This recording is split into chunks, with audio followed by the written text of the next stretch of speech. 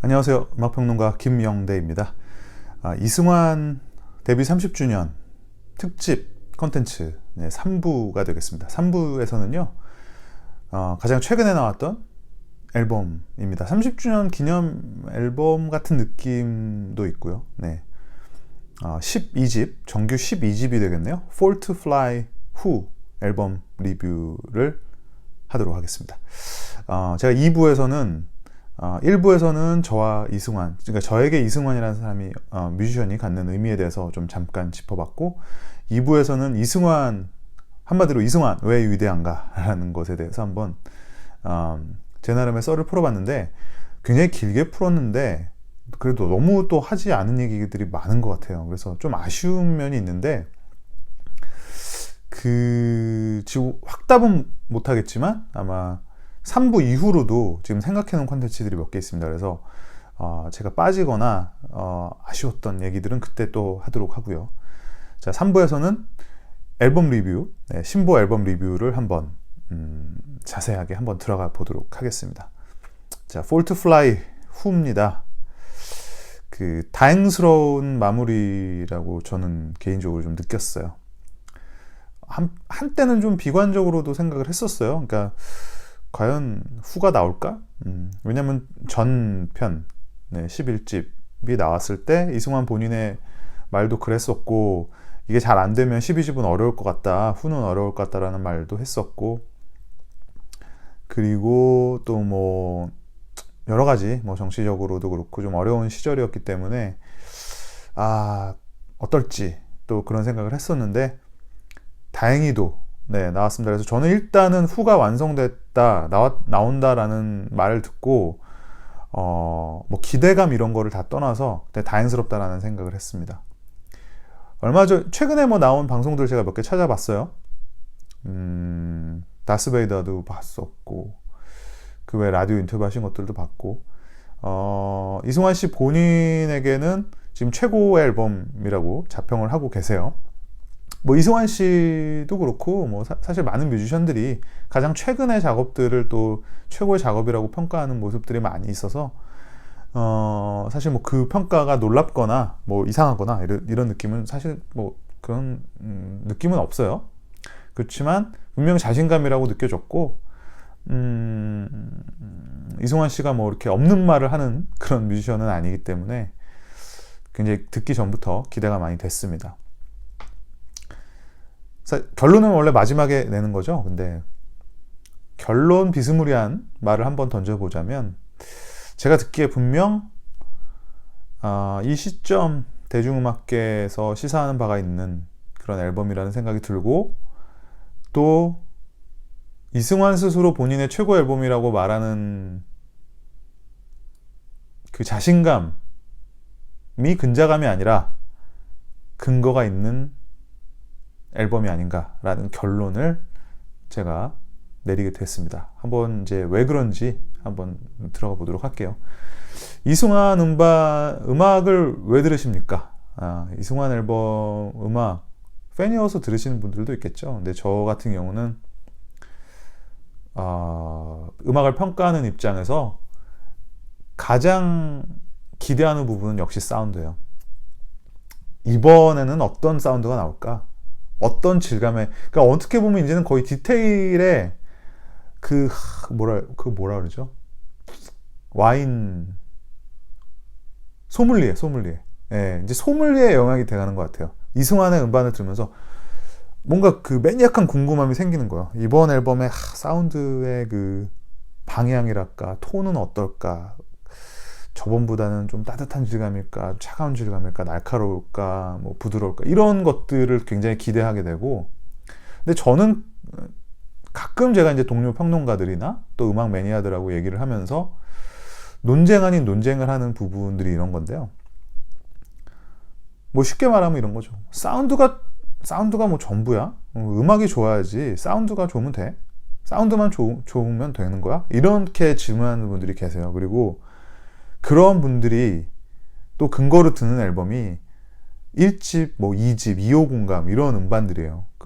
뭐 사운드 그때는 지금처럼 좋지 않았지만 음악이 좋기만 좋았잖아, 뭐 이렇게 말씀을 하시는 거죠. 근데 저는 그런 말은 별로 이렇게 큰 의미는 없다고 생각을 해요. 왜냐면은 뮤지션뿐만 아니라 모든 사람이 변하고 발전하고 뭐 종종 퇴보할 때도 있고, 어쨌든 발전 퇴보를 떠나서 변하죠. 변하는데 뭐 과거의 음악이 뭐 순수해서 좋았다 뭐 이런 식의 말을 하는 것이 과연 지금의 음악을 평가하는데 뭐 의미 있는 그게 준 거일까, 의미 있는 잣대일까라는 생각이 들고요. 그래서 저는 뭐 그런 식의 생각은 하지 않습니다. 다만 전작에 비해서 뭐 이전의 앨범에 비해서 혹은 최근의 앨범들에 비해서 이러한 성향을 갖고 있다. 우리가 뭐 뮤지션이라는 게 늘 뭐 최고의 역사적인 음반을 나올 거라고 기대하는 건 아니잖아요. 다만 이제 어떤 디테일적인 부분에서 혹은 방향성에서 혹은 그 사람의 어떤 생각의 변화 같은 거, 음악에 대한 관점의 변화 같은 것이 과연 음악으로 오롯이 담겼고 그것이 괜찮은 모습인가 라는 것에 대해서 이제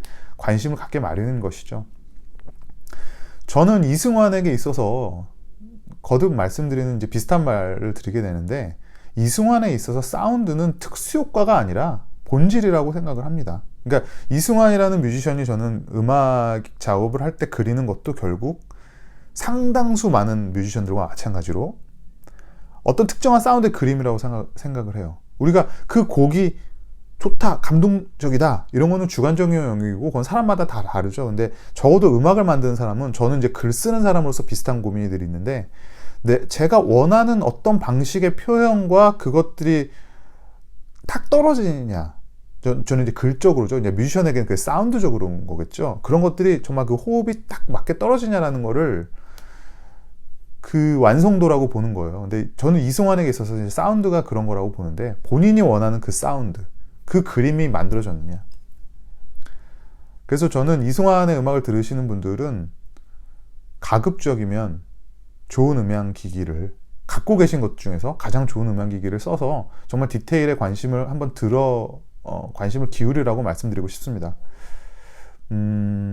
이번 앨범 전반적인 사운드는 뭐 제가 엔지니어도 아니고 프로듀서도 아닙니다만은 제 그냥 개인적인 느낌적 느낌은 굉장히 매끄럽습니다. 따뜻하고 매끄러운데요. 제가 여태까지 그 이승환 음반을 들으면서 제가 좋아했던 이제 그런 뭐 일련의 사운드들이 있었어요. 그리고 높게 평가하는 좀 음향적으로 이제 일단 5집 사이클을 들을 수 있고요. 5집은 정말 그 당시로서는 말도 안 되는 사운드였다고 생각을 하거든요. 네.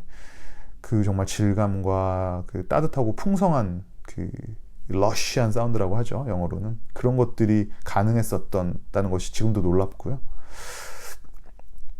그 다음에는 이제 7집에서 이제 써니사이더 부분의 그 따뜻한 사운드가 정말 그 좋았었고, 그 다음에 이제 판타스틱에서 이제 그 당시 아마 오아시스였나요? 마스터링 스튜디오가. 그러니까 이승환 씨 본인도 굉장히 만족하셨던 기억이 나고, 그때 저와랑 인터뷰를 했었으니까요. 저도 그 전에, 그러니까 7집에 저는 제 인터뷰도 검색해 보시면 나옵니다. 네. 7집에서 오버이지가 좀 날카로웠고 제 취향에는, 그리고 8집 사운드가 저는 그렇게 좋지는 않았었어요. 근데 9집은 굉장히 좋았었거든요. 그리고 10집도 대단히 좋았는데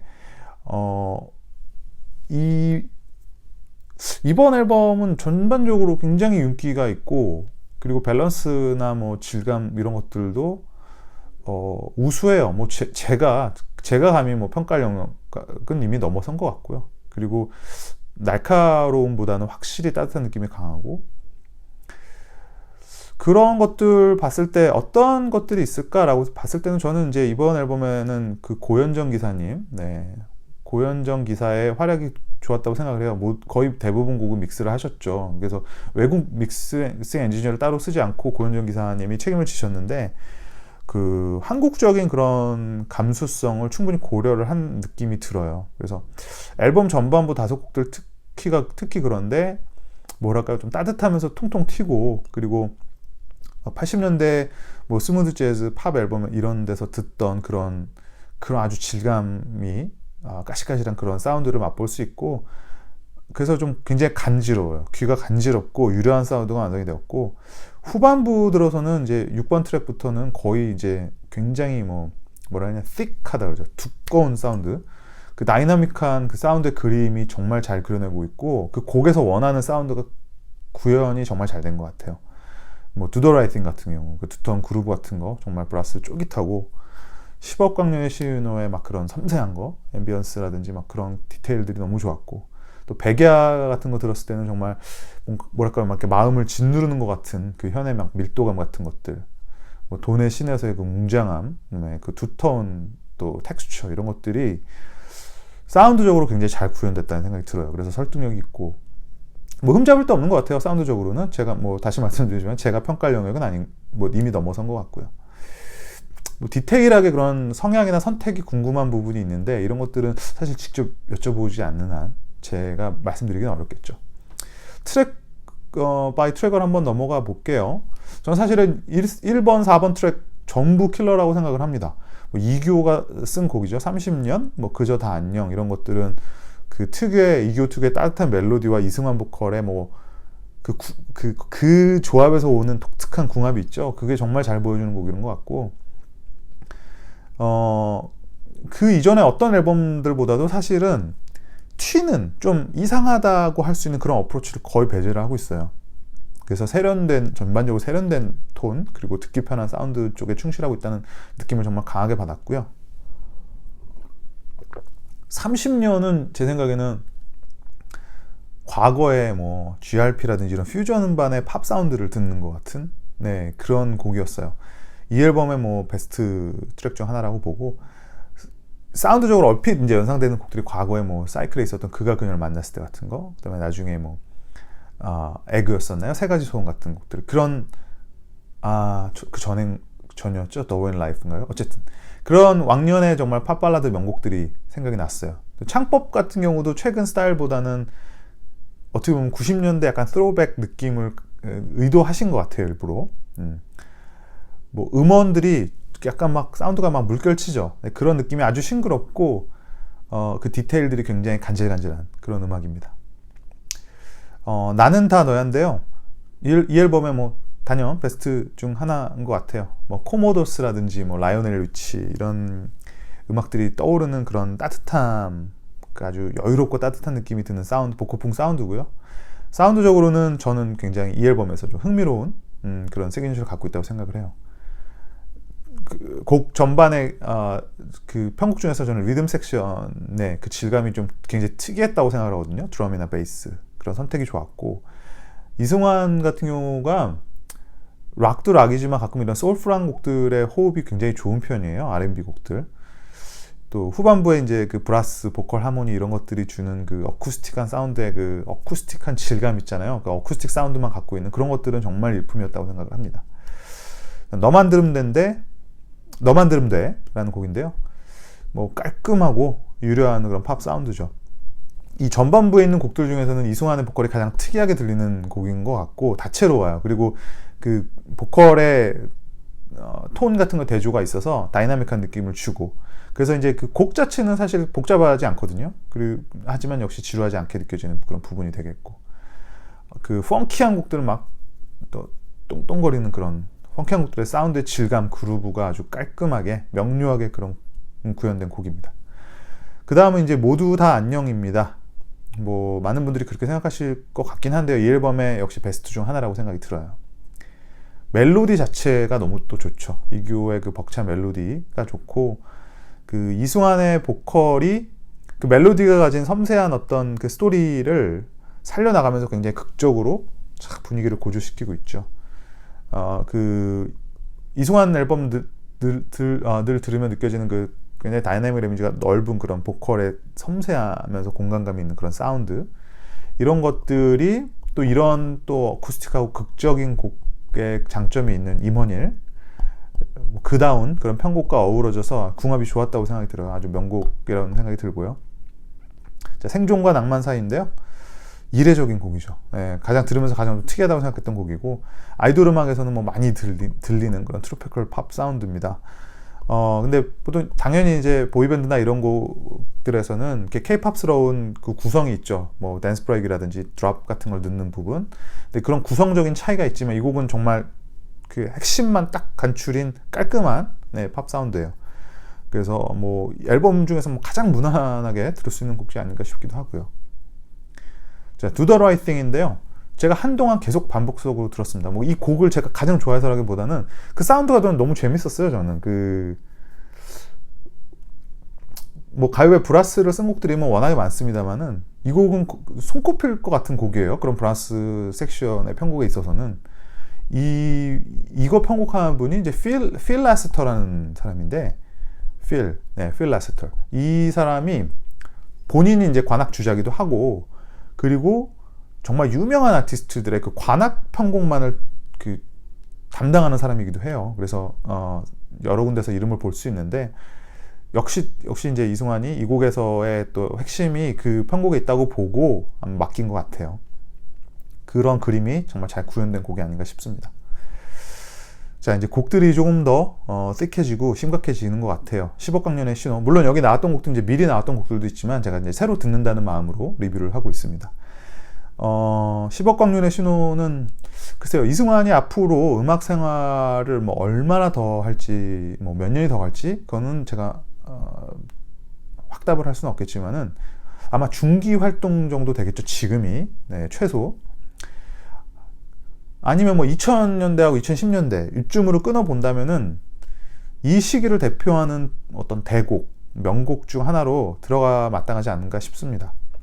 뭐 주제의식이 주는 그런 감동, 어떤 처연함, 애절함, 그 처절한 그 느낌이 있죠. 그리고 꼭 뭐 그거를 사회적으로 해석하지 않아도 이 시대를 살았던 사람들이 가지는 어떤 집단적인 슬픔 같은 것들, 그런 것들이 뭐 결코 가식적으로나 뭐 프로파간다적이라든지 그런 뭐 오버 드라마틱하게 그렇게 표현하지 않고 정말 이승환스러운 그런 아이의 감수성을 가진 어른이라는 그런 정말 이승환스러운 감수성으로 표출된 곡이에요. 아련하게.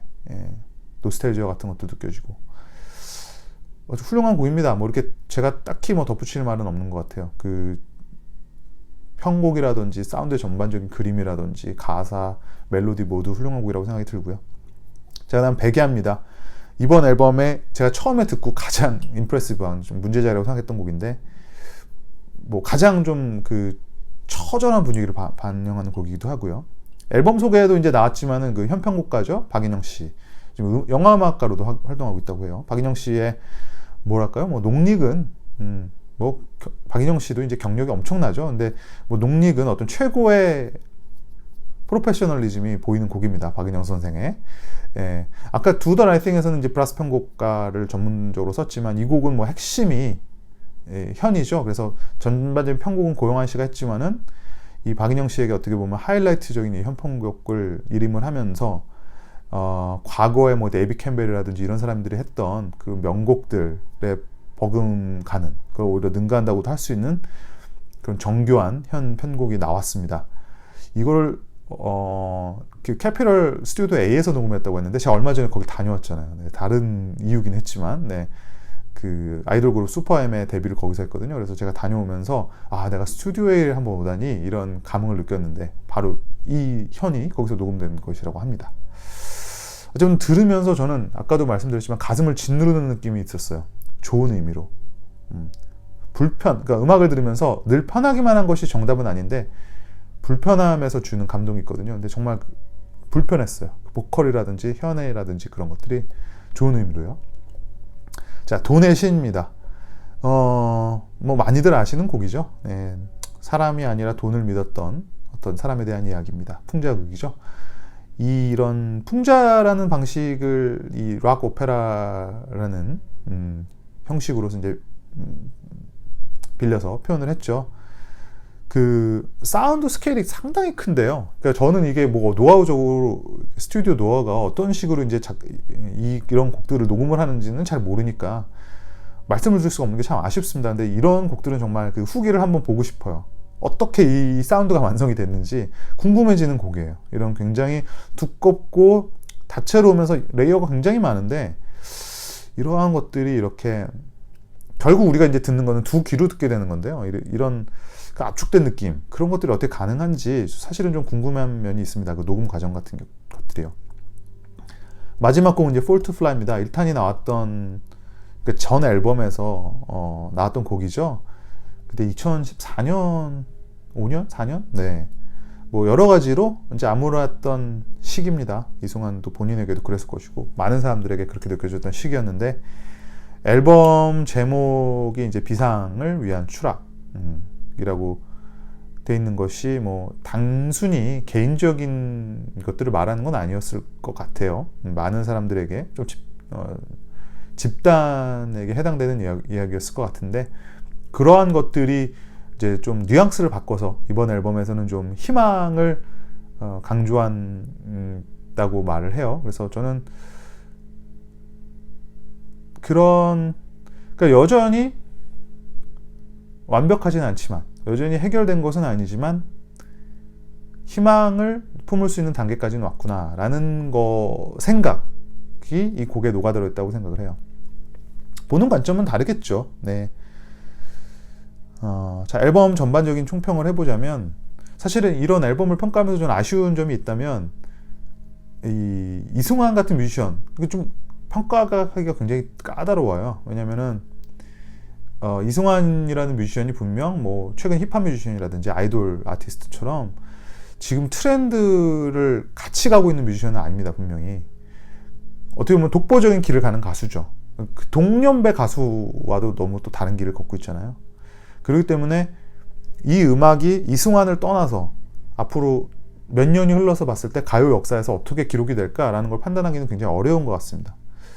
다만 이제 우리가 이승환의 어떤 음악의 본령이라고 하는 사운드라든지 음악의 만듦새, 또 음악에 접근하는 진지한 자세, 태도, 디테일, 뭐 작곡의 지금 퀄리티, 보컬, 녹음 이런 것들을 봤을 때는 지금 현재 있는 거의 뭐 웬만한 메인스트림 가요와는 저는 뭐 아예 수준을 달리하는 음반이라고 생각이 들어요. 적어도 이승환이 정상에 올랐었던 90년대 이후로 이승환의 어떤 퀄리티, 음악의 퀄리티 자체는 이제 비교 불가한 수준으로 가고 있다는 느낌이 들고요. 다만 이승환의 음악 안에서, 이승환의 디스코그래피 안에서 보자면은 저는 언뜻 드는 생각은 이 팝적인 사운드만을 보면은 7집 에그죠. 에그의 써니사이드 업 이후로는 가장 깔끔하고 윤기 있는 사운드가 나왔다고 생각이 들고요. 그리고 락 사운드 자체도 그간에 어떻게 보면은 매니악하게 느껴졌던 락 사운드였는데, 이번 앨범에서는 굉장히 대중들이 편하게 좀 납득 가능한 그런 사운드를 담아내서 그런 면에 있어서는 이점이 있는 음반이라고 생각이 들어요. 마지막으로 저는 이제 황성재라는 아티스트 뮤지션 이야기를 하지 않을 수가 없을 것 같아요. 늘 이승환에 가장 가까운 파트너였고, 또 이번 앨범의 첫 전반부는 대부분의 편곡을 황성재가 맡았죠. 그래서 이 앨범 특유의 그 세련미, 뭐 현대적인 것과 어떤 복고적인 면이 잘 섞여 있는 그 세련미에 아주 가장 큰 공헌을 하고 있다고 생각이 드는데, 제가 예전에 한번 다른 리뷰지만 했던 이야기가 있어요. 한국 대중음악에서, 현단계 한국 대중음악에서 가장 팝스럽고 세련된 사운드를 뽑아내는 사람을 한 5명 정도 뽑자면 저는 그 안에 당연히 황성재가 들어간다고 생각이 듭니다. 거의 뭐 모든 노하우를 알고 있다고 생각이 들고, 모든 장르에서 어떻게 하면 가장 최적화된 사운드를 만들어내갈 수 있는지 그 노하우를 알고 있는 정말 장인이라고 생각이 들고요. 최고의 뮤지션입니다. 황성재. 역시 또 이번 앨범에서도 큰 역할을 담당을 했습니다.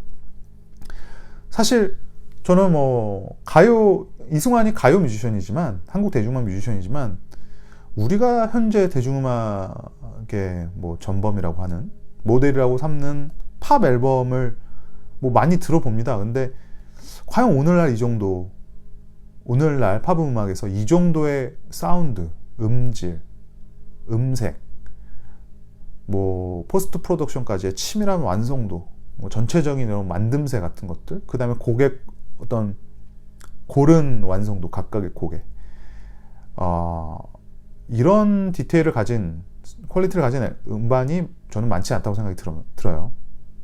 그래서 현재 나오는 뭐 가요 음반과 비교하기도 사실은 좀 애매하고요.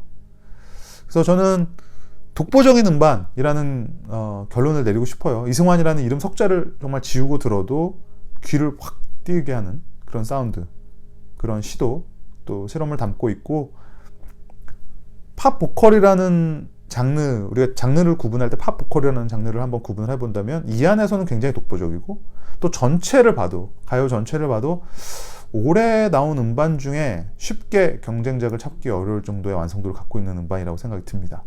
네, 조심스럽게 올해 음반 후보로 거론될 만한 앨범이 아닌가 싶고요. 안 들어보셨으면 한번 들어보셨으면 좋겠어요. 가급적이면 좋은 음향 기기로 사운드에 한번 신경을 써 보시고, 또 제가 설명해 드린 부분들을 또 염두에 두시면서요. 자, 오늘 이승환 30주년 특집 세 번째 컨텐츠 Fall to Fly Who 리뷰는 여기까지입니다. 다음 컨텐츠로 돌아오겠습니다. 음악평론가 김영대였습니다.